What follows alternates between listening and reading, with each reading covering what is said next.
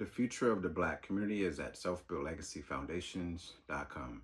My name is 𝐥𝐢𝐤𝐞, and today we're not just revealing a logo, we are reclaiming a narrative.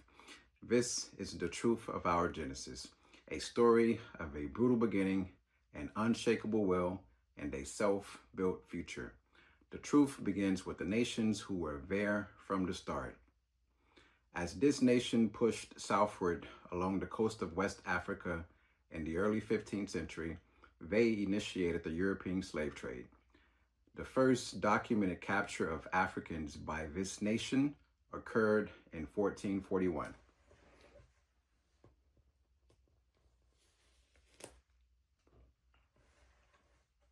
This is the national flag of the nation of Portugal.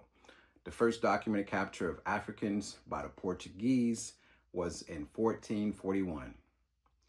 This next nation was among the first to bring enslaved Africans to the Americas, taking them to the Caribbean as early as 1502 to replace the rapidly dying indigenous populations.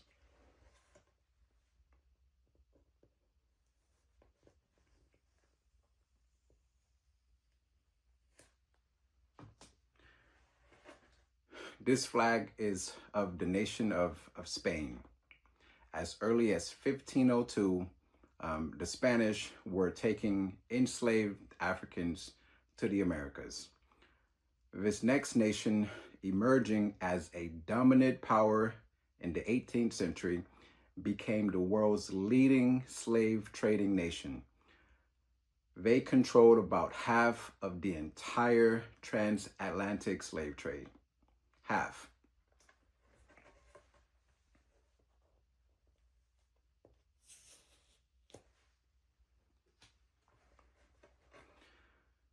This is a flag of the nation of Britain to control half of the entire slave trade.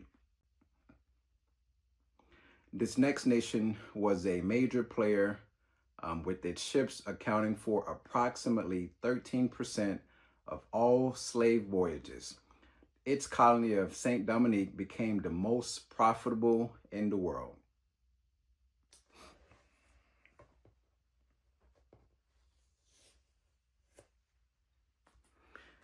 St. Dominique, by the way, it's Haiti, and this flag is of the nation of France. So the most profitable in the world. The next nation became the foremost slave trader during parts of the 17th century, challenging the Portuguese for dominance by using its naval power to seize control of trading posts and routes. They were instrumental in supplying enslaved labor to their own colonies.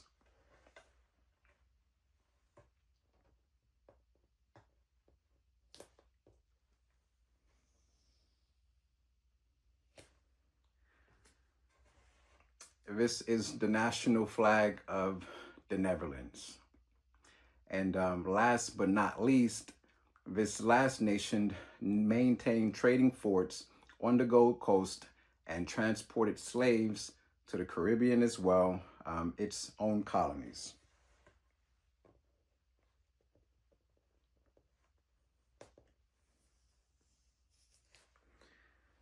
And this is the national flag of Denmark, Norway.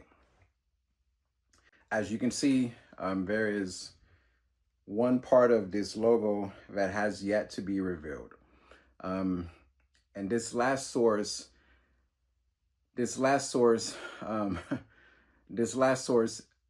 sanctioned this crime. So in a series of papal bulls, the Pope provided a religious and legal veneer for the enslavement of non-Christians. So the bull Dum Diversas, issued by Pope Nicholas V in 1542, explicitly authorized the Portuguese king to reduce persons to perpetual slavery. So on the top of this crest is the papal keys from the Catholic Church for its endorsement and facilitation of the transatlantic slave trade. So as you can see, the entire crest or badge is revealed, with each section containing the flag of the 6 nations, and on top, the Catholic Church via the Pope, you know, as it relates to being the responsible parties. And the only thing that's left is the name of this, which I've said over and over again. So take this off real quick.